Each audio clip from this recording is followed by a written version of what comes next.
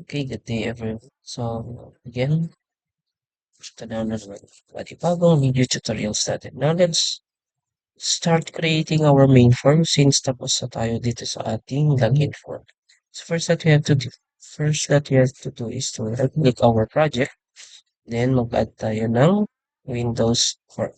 And let's name it as our main form, FRM main. Okay?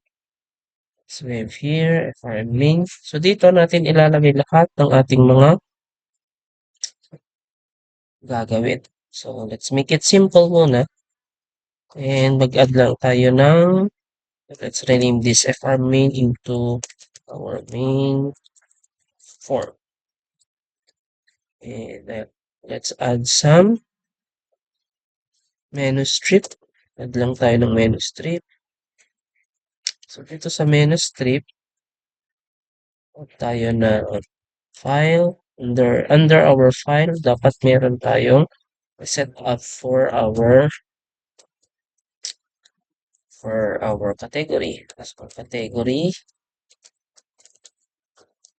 and another is products. We can also add our customer. So kahit yan lang muna. Okay? Customers. And for our transactions, so dito natin may lalagay yung mismong POS na niya or point of sale. Mismong transaction na natin. So you can still add more. Pero ito lang yung focus natin. Then yung ating reports. And for example, gusto mong lagyan ng about the developer. Okay, about. So let's change yung kanyang font. Lagyan lang natin para mas maganda tignan. And let's name it 12 and century. Century okay. And okay. And let's change its color into nandahin lang natin konti.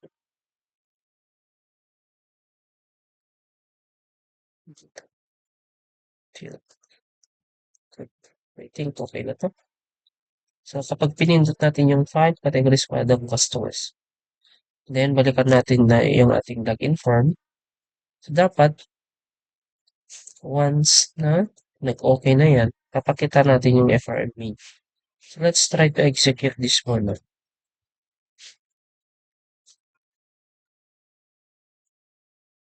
Let's check if gagana siya. Okay?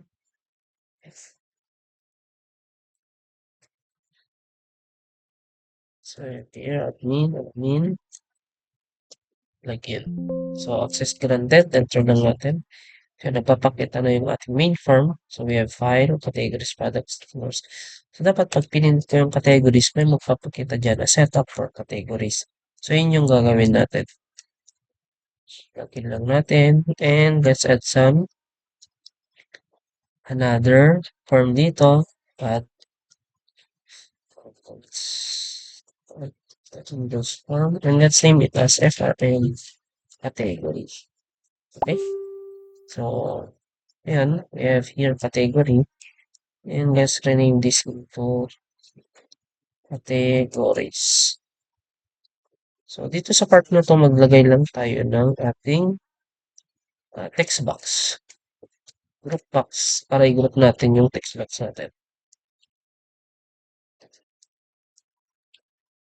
Okay, we have here our group box. Lagay natin dito. And let's name it as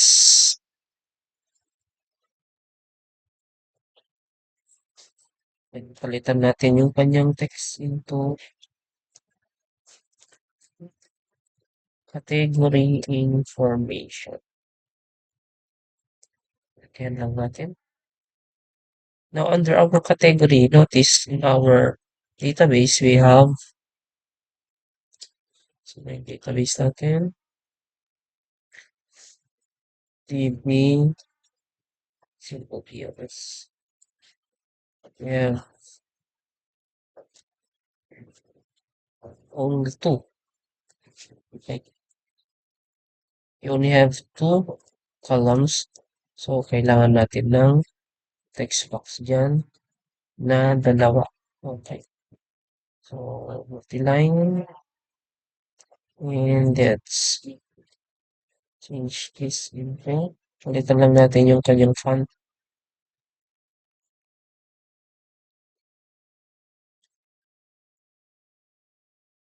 So, Century Gothic, size 12. Then, akin natin. Okay. Oh, dyan lumaki siya. Okay. Let's use this one.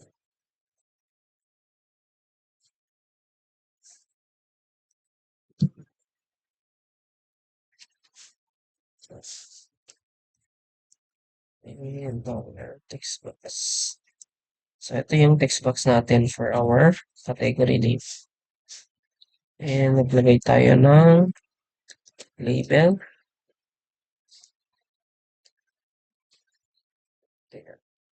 Category name.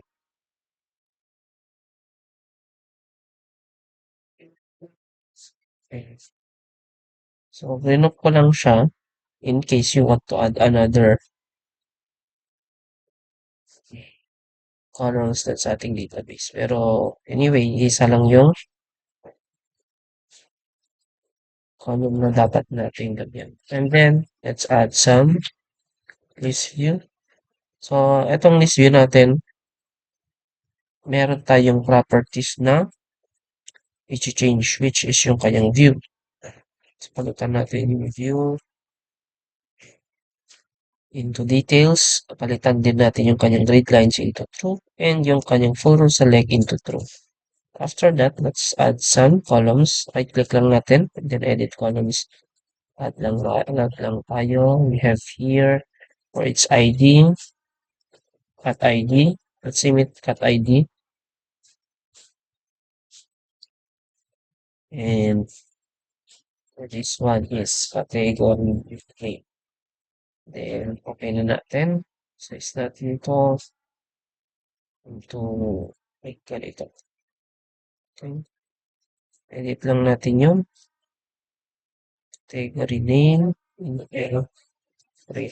Okay na. I think okay na to.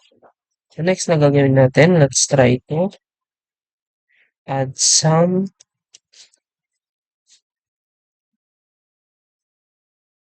maglagay tayo ng for example, buttons. Okay, buttons. So I have here button 1. I have here another for add, for update, for edit, for save, for cancel, and for delete. Okay. For delete and cancel. Ilagay na lang natin siya dito. And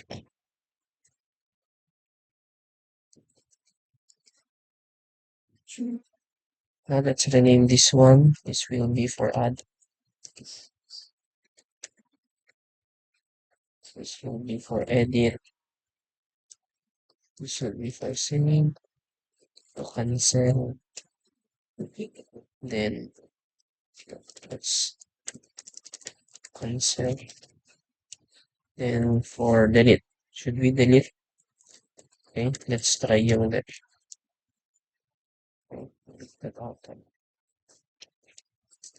Then after that, ito yung dapat na gusto kong i-practice ninyo. Let's change yung mga names ng ating mga objects na pinaglalagay para mas madali natin siyang ma-call pag madami na tayong code. Let's say for example ito, yung name niya is button 1. Let's change it into btn add para alam natin na yung button 1 na is add na siya. So btn, bigay lang tayo ng btn edit, btn save, and btn delete. So btn cancel. Okay, so I think okay na tayo dito. So, first na we have to do is to show yung ating, since meron ng laman tong database, gusto kong ipakita yung laman niya dito sa ating form. So, now let's try to code na for our, so, SQL is equal to select asterisk from, check lang natin. So, let's rename this into, para hindi na tayo mahirapan. Let's rename this into LVNIS. Okay, LVNIS. Let's also rename this text box into txt category name. Okay, that's it. Code lang natin. Select from TBL category. So, ano yung pangalan ng ating category? TBL category. And ayan, that's it. Now, let's execute this one. Execute SQL.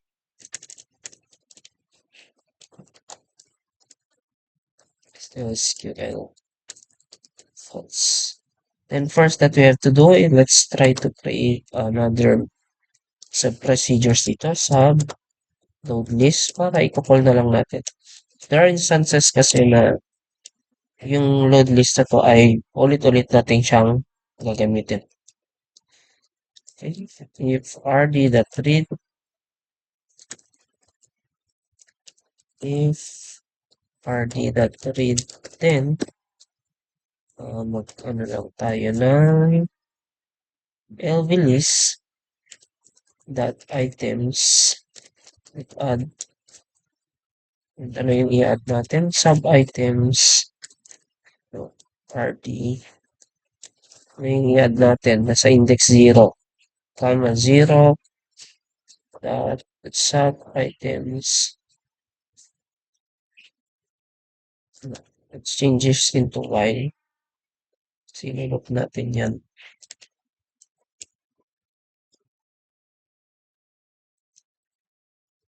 Read and release that items that add rd, comma 0. So, let's check kung ano yung pangalan, cat ID. So, yun yung ilalagay natin dito. Kasi yun yung gusto nating ipakita. That sub items that add rd, then pangalan nyo is category name. So, dito, kung ano yung pangalan ng ating nandun sa table, dapat dapat yun yung nilalagay natin dito. Okay, para hindi siya magka-error. Then, yan, okay na yan. Let's try to execute it. Okay, may nakalimutan pala. Hindi natin kinon yung farm category dun sa main.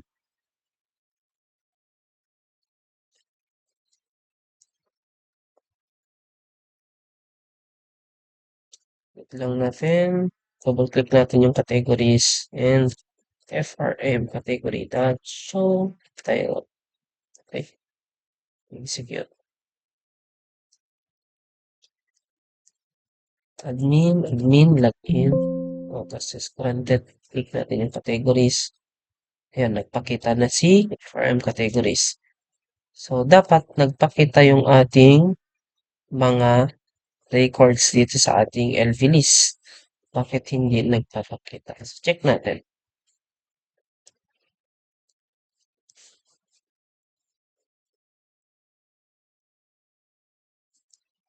Tab natin to, dapat dun siya sa name.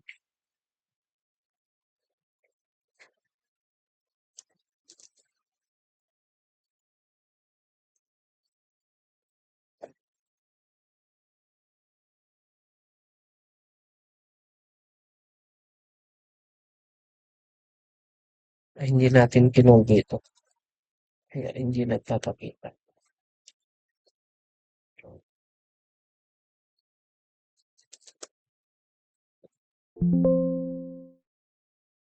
File categories. Ayan, papakita na.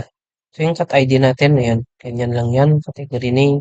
So, lahat na ng record natin, makikita dyan. Now, let's try naman to add. Okay?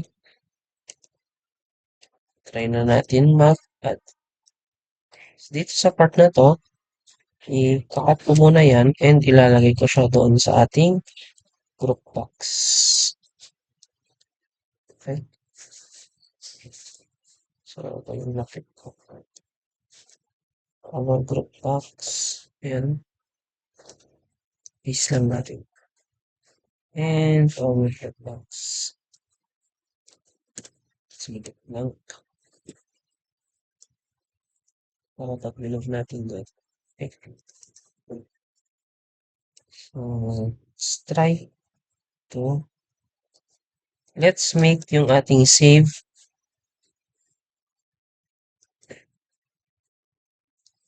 Save and cancel. Okay. Dapat dyan yan. Save and cancel as naka-enabled false siya. Then, itong group box 1 natin, enabled natin siya as false. Click natin yung enabled na property false. Okay, so, dapat pag tinik natin si add, yung group box 1 is mag-i-enable as that enabled is equal to false. And then, after that,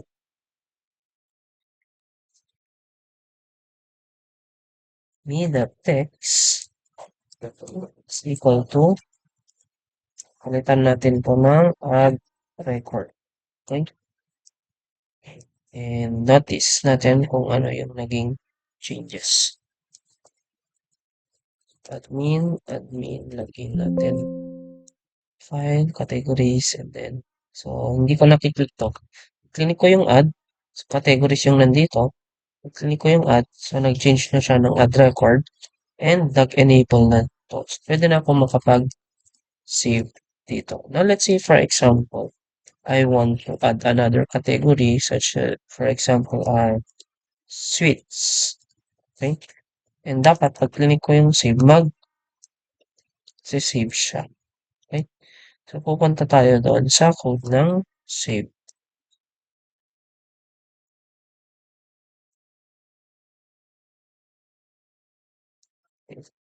If me.text is equal to add record, so meaning, kung add record yung nalagay, dapat mag-add na tayo. Pero, first na we have to do is to trap kung meron ng duplicated record. So, we have to see SQL is equal to select asterisk of PBL category where. So, dito na tayo mag-filter. Where txt, where category name is equal to single quote, double quote, person, txt category name dot text.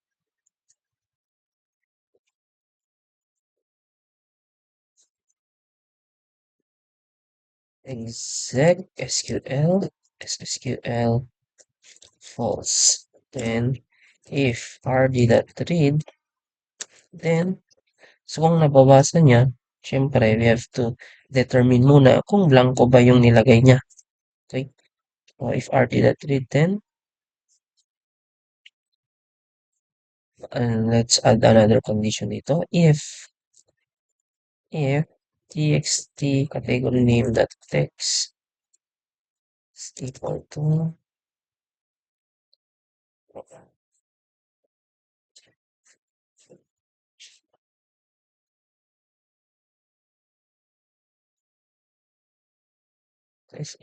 to blanco, then may message tayo ng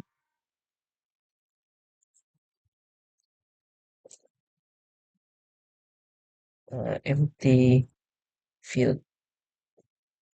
Okay? Ganyan lang wala yung message.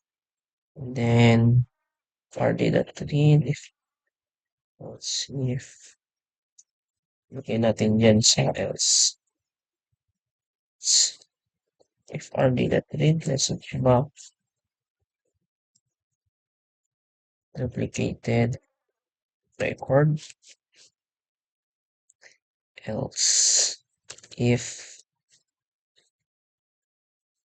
okay, else lang siya, else if category na text is equal to, and else. Let's add another else dito. Okay. Dito na tayo mag-i-insert. Insert. SQL is equal to insert into TBL category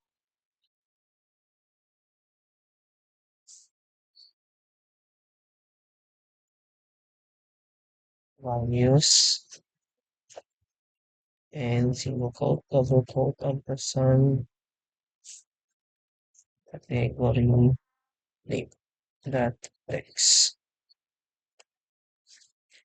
Execute lang natin siya as SQL and then false one.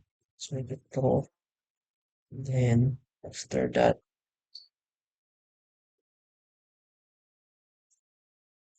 we have to refresh this view.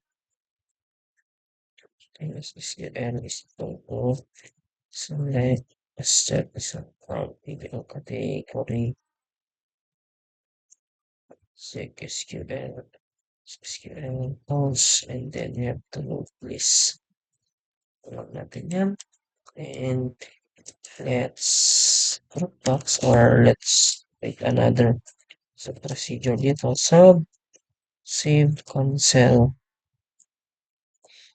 and group box one that enable is equal to once and txt.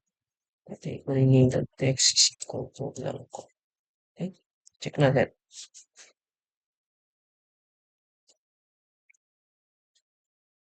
Admin, and categories. Add, and let's try to add sheets. Save natin.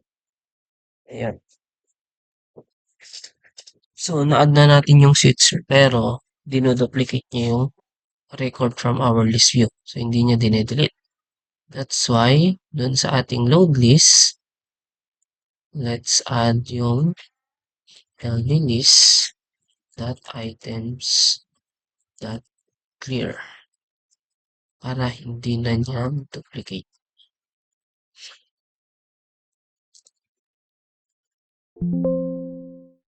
File categories add. So, nandun na yung sheets. Say for example, maglagay ulit tayo ng ano pa ba? Detergents. And save. Okay? Dapat, ito, may dinedelete na niya. Let's say for example, let's add another detergents dyan. Save. So, duplicated record. Let's say for example, blanco siya. Save. Empty field. Okay? So, hindi siya nag-save. Meaning, natratrap na niya kung ano yung mga dapat nating i-save. Okay, save concept. So, yung nagawa na natin dito, we have load or nag-select na tayo. We also created a insert into statements. Now, second na gagawin natin is you have to edit. Say for example, yung detergent, wrong spelling. Let's try to code it. Okay, double click lang natin yung edit. And before natin i-code na i-edit yung mga records, let's check kung meron siyang na-click or meron siyang record na in-edit. So, for that, let's list view that items that set selected items is equal to that count is equal to 0. So, dito sa part na to, i-check niya kung meron ka bang na-select. Okay? Then, so, meaning kung wala, kung 0, may message lang tayo ng no record selected. Now, kung meron, syempre, i-else na lang natin yan. So, kung meron man, since meron tayong cat ID doon tayo mag-base. SQL is equal to select asterisk from TBL category where. Okay? Where category where cat ID is equal to single quote double quote, ampersand, and that's list that selected items 0 dot sub items 0 dot text. So, kung bakit 0 yung nilagay ko dyan, kasi yung nasa index na nasa-select natin, automatic na 0. And then yung sub-items, since yung pagbilang natin doon sa ating category, 0, 1. Okay? So meaning yung cut ID natin nandun sa index 0. After that, let's try to execute it. SQL, else. So, and then if rd.read,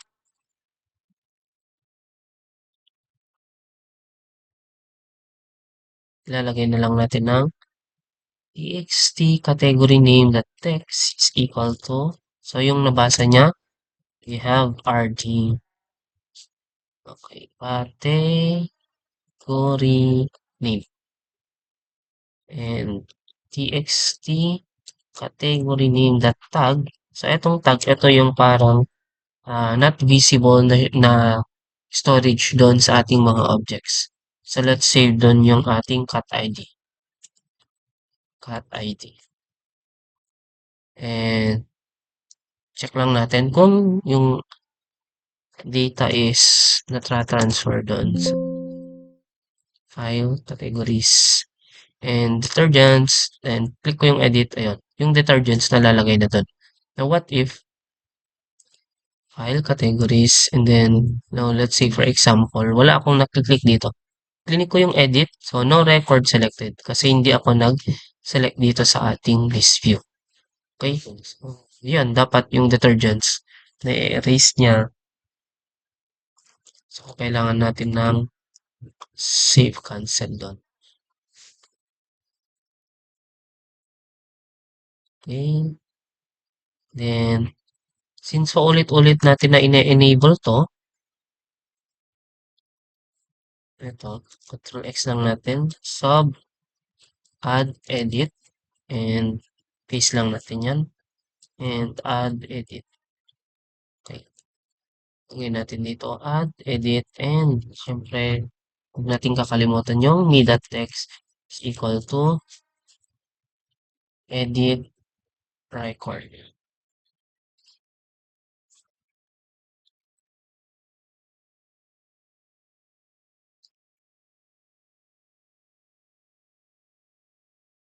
Okay, admin, lagyan natin file, and then categories. Let's say, for example, yung frozen goods. Edit natin, and ayan. For example, pag sinesave na natin yan, punta ulit tayo doon sa bottom na save. So, I think yun na lang yung last natin na i-code. So, after ito, this is for adding a record. So, dito naman, maglalagay tayo ng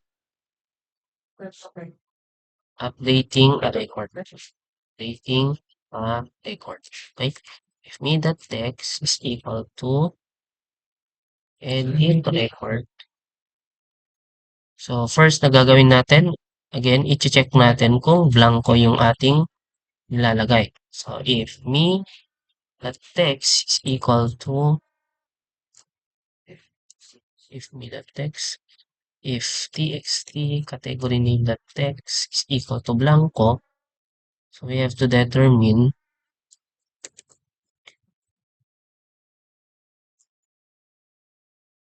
message lang tayo dito ng message box. Empty field detected. Else, okay, mag-else tayo dito. Yet, else, and if. And if. Dito na tayo mag-update ng update record. Ready to update. SSQL is equal to update into TBL category where username, where category name set category name is equal to single quote, double quote, ampersand, txt, category name dot text, and then, syempre, para hindi lahat is ma-update, yan natin ang where cut ID is equal to single quote, double quote, ampersand, and i-call na natin yung txt category name dot tag. Okay, kasi doon natin sinave yung ating ano kanina. So after that, mag-load list lang tayo. Execute lang natin. SSQL true and exec. After that, update ulit natin. SSQL is equal to select as series TBL category. Execute natin. SSQL false. Then load list. Then save cancel. Okay. Check natin kung gumagana siya. admin login, access granted file, categories, and check natin yung shampoo, edit lang natin. For example, shampoo, save. Ayan, create yan ng error. So, bakit kaya? Check natin kung ano yung error. Incorrect syntax near the keyword into. Okay? Check natin.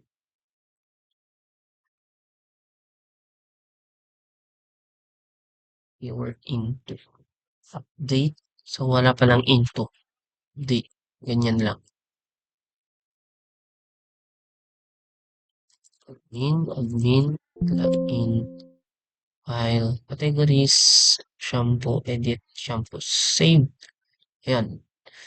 Na-edit na siya with S. Let's say for example, toothpaste, lagyan natin ng S, save. Okay, automatic na ine-erase niya din. And now, let's say for example, edit natin, record selected, toothpaste, blanco siya, save, ayan, empty field detect. Then, ready na tayong mag-cancel doon. So, yung cancel, yung code niya lang is save, cancel. Okay? So, dito sa part ng ating delete, so I think ito yung last na button natin. We have delete. So, ito sa delete, madali lang siya. SQL is equal to delete from TBL category where cut ID is equal to single quote, double quote, ampersand, LV list that selected items 0 that sub items 0 that text. SQL is true and then deleted.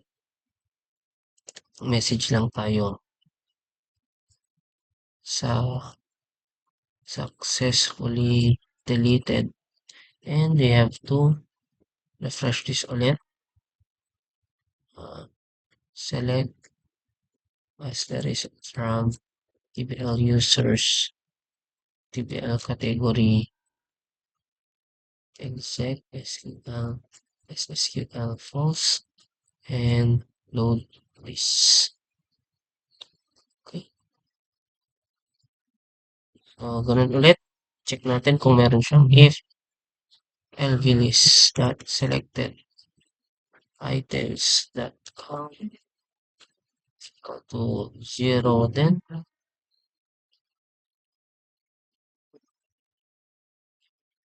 message box select a record to delete. So, yung ano ko lang, advice ko lang, do not put delete doon sa mga system ninyo. Especially kapag meron siyang relationship sa bawat tables. Pero for the sake na ide-demo ko kung paano gamitin yung delete, okay? So, ito yung code niya.